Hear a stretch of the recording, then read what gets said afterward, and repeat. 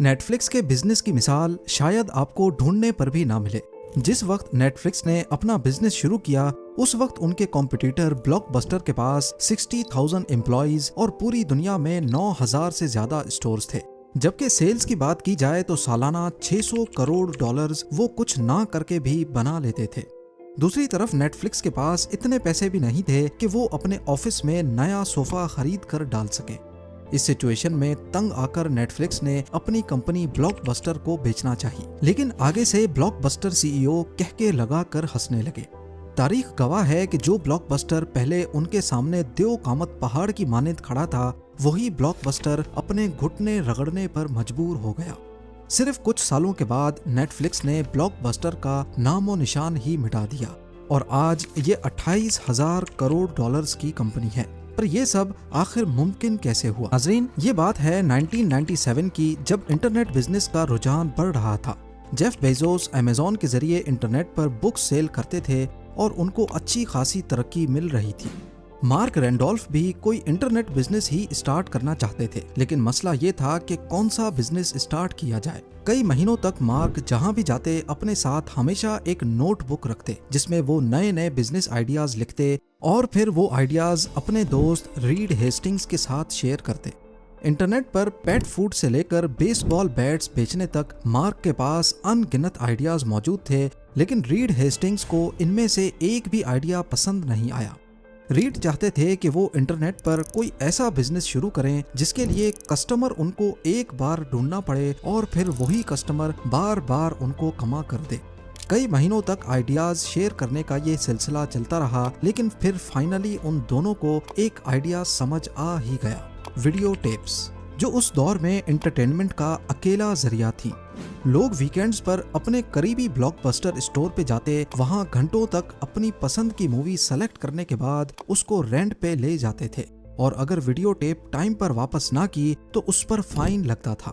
जिस वक्त उनको ये आइडिया आया उस वक्त रीड हेस्टिंग्स के ऊपर $40 का फाइन था, जो उन्होंने ब्लॉकबस्टर को वीडियो टेप लेट वापस करने की वजह से देना था। रीड का मानना था कि इस इंडस्ट्री में चेंज की बहुत सख्त जरूरत है और इंटरनेट पर मूवीज रेंट पे देने का आइडिया जरूर चलेगा। पर मसला ये था कि एक एक वीडियो कैसेट काफी भारी थी और उसको पोस्ट करना काफी कॉस्टली पड़ सकता था और पोस्टेज के दौरान जो टेप्स टूटेंगी उसका नुकसान अलग। ये एक बहुत बड़ा मसला था। तो अब मार्क और रीड को अपना नया इंटरनेट बिजनेस शुरू होने से पहले ही फेल होता दिखाई देने लगा। कुछ हफ्तों के बाद एक टेक मैगजीन के जरिए उनको पहली बार डीवीडी टेक्नोलॉजी का मालूम पड़ा। ये वीडियो कैसेट से काफी हल्की और सस्ती थी और उनको पोस्ट करना भी काफी सस्ता पड़ सकता था। रीड हेस्टिंग्स को ख्याल आया कि वीडियो टेप्स के बजाय मूवीज को अगर डीवीडीज में डालकर रेंट पे दिया जाए तो ये ज्यादा फायदेमंद होगा और यहीं से नेटफ्लिक्स के आइडिया की शुरुआत हुई। इनका बिजनेस मॉडल काफी सिंपल था। वो वेबसाइट पर डीवीडीज की बहुत बड़ी कलेक्शन डिस्प्ले करेंगे और जब भी कोई ऑर्डर आएगा तो कस्टमर के पास 2 दिनों में डीवीडीज उसके दरवाजे पर पहुंच जाएंगी। उसी एनवलप में एक प्रीपेड रिटर्न एनवलप भी रखा जाएगा जिससे कस्टमर को डीवीडी वापस पोस्ट करना भी आसान हो जाएगा। आइडिया तो सिंपल था, लेकिन इसको शुरू करने के लिए पैसों की जरूरत थी और ये इन्वेस्टमेंट मार्क और रीड दोनों के पास नहीं थी। जैसे तैसे करके उन्होंने एक छोटा सा लो बजट ऑफिस सेटअप किया जिसमें सस्ती फोल्डिंग टेबल्स और सेकंड हैंड फर्नीचर लेके डाला। एम्प्लॉयज को कम सैलरी पे रखा गया इस वादे के साथ कि अगर बिजनेस चल गया तो उनको बिजनेस में शेयर दिया जाएगा। नेटफ्लिक्स की इस छोटी सी टीम ने पहले चंद महीनों में एक वेबसाइट बनाई और डीवीडीज खरीदना शुरू की। आखिरकार महीनों की मेहनत के बाद वो नेटफ्लिक्स को पहली बार लॉन्च करने के लिए बिल्कुल तैयार थे।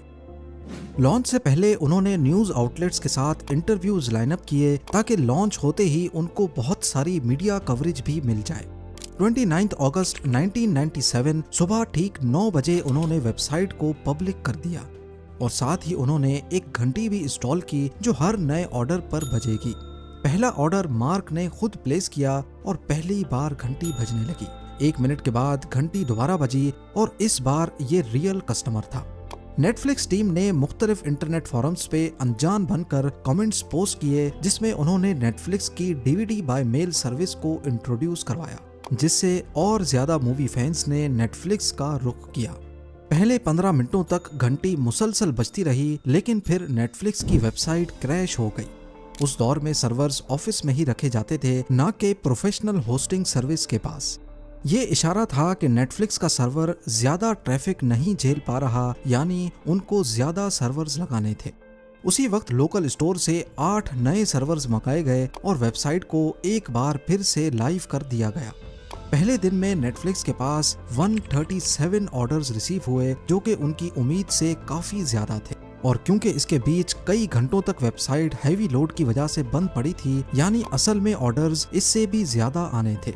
उनको अपनी वेबसाइट के मसले हल करने की जरूरत थी ताकि ये बार बार क्रैश ना हो।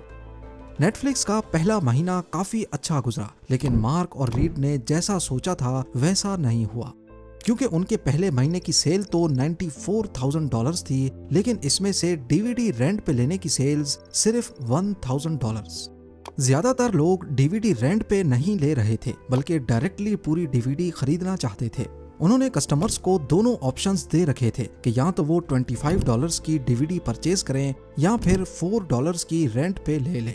मार्क और रीड चाहते थे कि उनकी रेंटल सर्विस को ज्यादा लोग इस्तेमाल करें, क्योंकि इससे एक ही डीवीडी बार बार रेंट पे जाएगी और जब तक वो डैमेज नहीं होगी तब तक उनका प्रॉफिट बनता रहेगा। उनको अच्छी तरह आइडिया था कि शुरुआत में वो डीवीडी सिर्फ इस वजह से सेल कर पा रहे हैं क्योंकि मार्केट में कोई दूसरा कॉम्पिटिटर नहीं है। कुछ हफ्तों के बाद उनको अमेज़न के जेफ बेजोस की तरफ से कॉल आई। जेफ बेजोस, जो कि पहले ही ऑनलाइन बुक्स की मार्केट में अपने कदम जमाए बैठे थे, वो अब डीवीडी मार्केट को भी कैप्चर करना चाहते थे। जेफ बेजोस नेटफ्लिक्स को खरीदना चाहते थे, जिससे उनको डीवीडी बेचने का चलता चलाया बिजनेस मिल जाएगा। दूसरी तरफ मार्क और रीड भी असल में डीवीडीज रेंट पे देना चाहते थे, ना कि उसको बेचना। लिहाजा उन्होंने नेटफ्लिक्स का डीवीडी सेलिंग वाला पार्ट अमेज़न के साथ शेयर कर दिया और बदले में अमेज़न पर अगर किसी को डीवीडीज रेंट पे चाहिए होंगी तो उनको नेटफ्लिक्स पर भेज दिया जाएगा। एक तरफ से इसमें दूर का फायदा था, जबकि करीब का नुकसान, क्योंकि नेटफ्लिक्स का वो पोर्शन जो उनको कमा कर दे रहा था वो उन्होंने अमेज़न को दे दिया। लेकिन अगर वो अमेज़न को ना भी देते तो अमेज़न खुद ही अपना नया बिजनेस खड़ा कर देता, जो कि फिर नेटफ्लिक्स के डायरेक्ट कंपटीशन में आ जाता। अब मार्क और रीड ने अपना सारा फोकस डीवीडीज को रेंट करने में लगा दिया। उन्होंने प्रमोशनल कैंपेन्स स्टार्ट की, लेकिन वो बुरी तरह से नाकाम हुई। नेटफ्लिक्स ने डीवीडी प्लेयर्स बनाने वाली मशहूर कंपनीज जैसा कि तोशिबा और सोनी से कांटेक्ट किया और उनसे डील क्रैक की। डील ये थी कि जो भी कस्टमर इनके डीवीडी प्लेयर्स खरीदेगा उनको एक नेटफ्लिक्स का कूपन कोड दिया जाएगा, जिससे वो 10 फ्री डीवीडीज रेंट पे ले सकेंगे। पर यह प्रमोशन फेल इस वजह से हुई क्योंकि डीवीडी प्लेयर्स पर कूपन कोड डब्बे के अंदर नहीं बल्कि डब्बे के बाहर ही चिपका दिए गए। यानी बेशक कोई डीवीडी प्लेयर ना भी खरीदे, उनको नेटफ्लिक्स का कूपन कोड बाहर से दिख सकता था। इसके चलते शुरुआत में नेटफ्लिक्स को बहुत सारी डीवीडीज फ्री में ही देनी पड़ी और ऊपर से इन नए कस्टमर्स में से सिर्फ 5% ही नेटफ्लिक्स के रेगुलर कस्टमर बने, यानी ये काफी घाटे का सौदा रहा। ऊपर से अमेज़न के साथ जो डील हुई थी उसमें वो डीवीडी बेचने के लिए कस्टमर्स को अमेज़न पर भेज तो रहे थे, लेकिन डीवीडी रेंट पे लेने के लिए अमेज़न की तरफ से बहुत कम कस्टमर्स नेटफ्लिक्स पे आ रहे थे।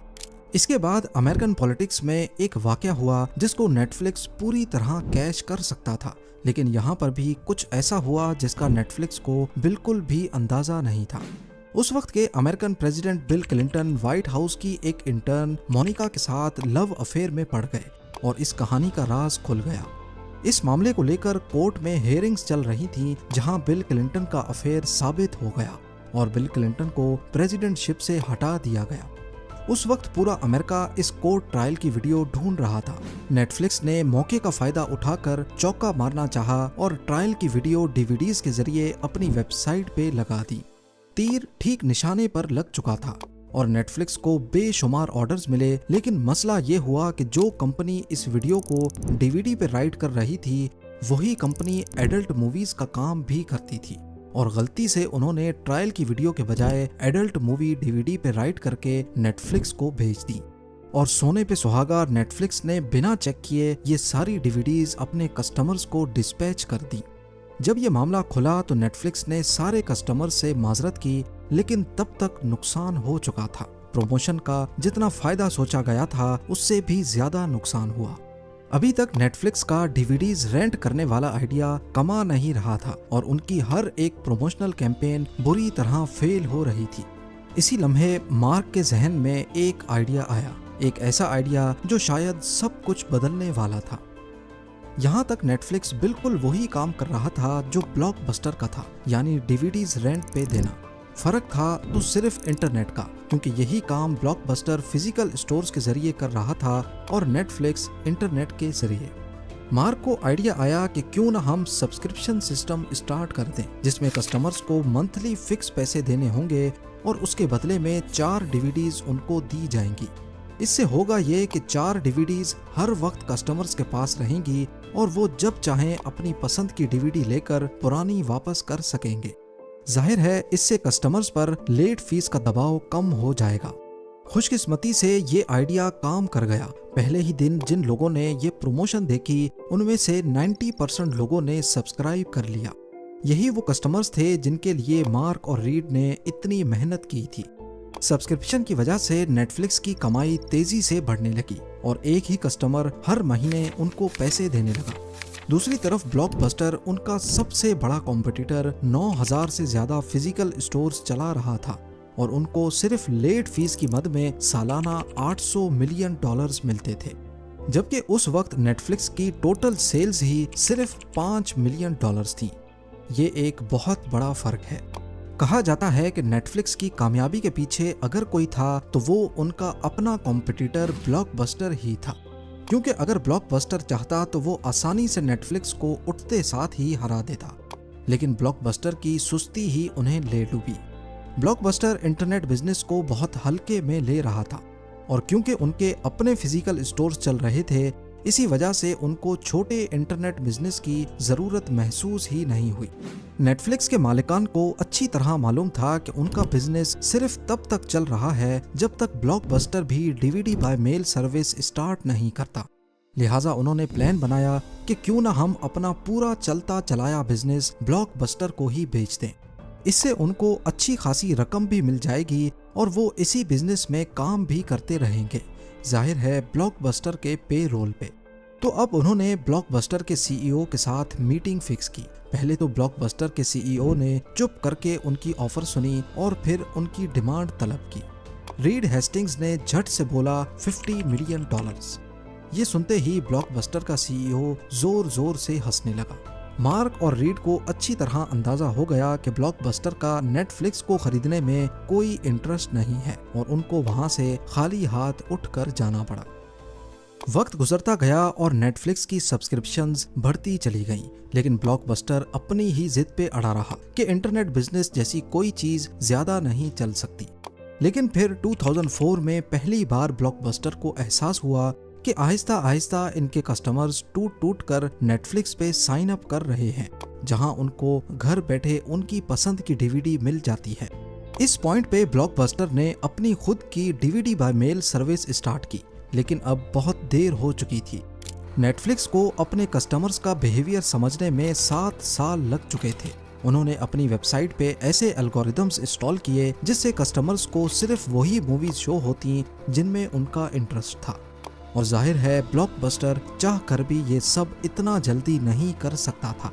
2007 में जब ब्लॉकबस्टर अपनी डीवीडी बाय मेल सर्विस को प्रमोट कर रहा था, उसी वक्त Netflix video on demand service launch करने की जुस्तजू में था, जैसा कि इंटरनेट पर ही मूवीज की स्ट्रीमिंग, यानी डीवीडीज का झंझट ही नहीं, डायरेक्ट आओ मूवी देखो और कहानी खत्म। दुनिया में पहली बार कोई स्ट्रीमिंग साइट ऐसा कर रही थी।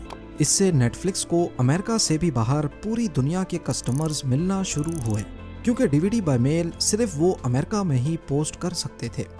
दूसरी तरफ ब्लॉकबस्टर अपनी आखिरी सांसें गिन रहा था। उन्होंने हड़बड़ाहट में ऐसे कदम उठाना शुरू कर दिए जिससे उनका बिजनेस बहुत अफेक्ट हुआ, जैसा कि नेटफ्लिक्स की तरह लेट फीस का हटाना या फिर वीडियो कैसेट की रिवाइंड फीस भी माफ कर देना। जब कोई कस्टमर रिवाइंड किए बगैर उनको वीडियो टेप वापस करता तो ब्लॉकबस्टर दोबारा से रिवाइंड करने के अलग से पैसे लेता था। यानी ब्लॉकबस्टर इतने सालों तक कस्टमर्स को निचोड़कर उनसे पैसे निकाल रहा था और वहीं नेटफ्लिक्स अपना कस्टमर एक्सपीरियंस बेहतर करने में लगा था। आखिरकार और ज्यादा कस्टमर्स नेटफ्लिक्स पे साइन अप करने लगे और 2010 में ब्लॉकबस्टर का दिवालिया निकल गया और उन्होंने बैंकरप्सी के लिए फाइल कर दिया। ब्लॉकबस्टर टेक्नोलॉजी के साथ खुद को बदलने में काफी देर कर बैठा और यही कदम इसकी $1 बिलियन एम्पायर को लेट हुआ। असल में ब्लॉकबस्टर ने जो किया वो ह्यूमन साइकोलॉजी का एक हिस्सा है। जब हमारा कोई बिजनेस चल रहा होता है तो हम चाहते हैं कि बस ये इसी तरह चलता रहे और खुद को बदलने से कतराते हैं, जबकि इसी दौरान कोई और आकर इसका फायदा उठाता है और मार्केट के गैप को पूरा कर देता है। ऐसा ही कुछ नोकिया मोबाइल्स और कोडेक फोटोग्राफी के साथ भी हुआ। उन्होंने भी टेक्नोलॉजी के साथ खुद में बदलाव नहीं लाया और दूसरी कंपनीज ने उनको पीछे छोड़ दिया। आज नेटफ्लिक्स के 13,000 एम्प्लॉइज पूरी दुनिया में फैले हुए हैं। कंपनी की मालियत $28,000 करोड़ से भी ज्यादा है और ये सालाना करीब $1900 करोड़ की सेल्स करते हैं। यानी जिस कीमत में पूरी नेटफ्लिक्स ब्लॉकबस्टर को ऑफर हुई थी उससे 380 टाइम्स ज्यादा सेल्स नेटफ्लिक्स ने सिर्फ पिछले साल की हैं। ये है ओरेगन में मौजूद ब्लॉकबस्टर का आखिरी स्टोर, जो असल में उन 9,000 स्टोर्स में से एक हुआ करता था। कंपनी ऑपरेटेड स्टोर्स तो सारे बंद हो गए, लेकिन ये आखिरी स्टोर अभी तक रेंट पे डीवीडीज देता है। आज यहाँ लोग डीवीडीज लेने कम बल्कि टूरिस्ट स्पॉट के तौर पे अपनी यादें ताज़ा करने जाते हैं। मिलते हैं अगली शानदार वीडियो में।